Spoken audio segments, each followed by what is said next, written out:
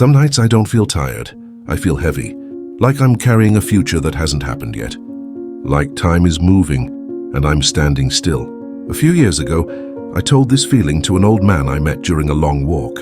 He listened quietly, then asked me one question. Have you ever seen an arrow before it's released? I said yes. He smiled. Before an arrow flies forward, it's pulled backward. The tension isn't punishment, it's preparation.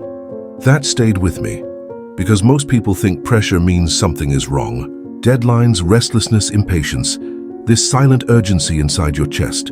But what if that pressure is proof that you're being aimed? He then picked up a stone and dropped it into a river.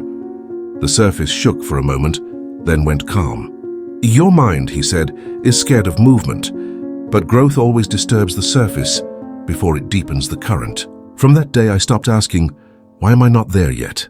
And started asking, what am I being shaped for? I didn't change overnight. I still doubted, still felt behind when others celebrated milestones. But I learned something powerful. I didn't need clarity for the whole journey, just control over the next step. So I built quiet discipline, woke up when it was uncomfortable, worked when no one was watching, let confusion exist without quitting. Years later, people called it perfect timing. They said I was lucky, but luck had nothing to do with it.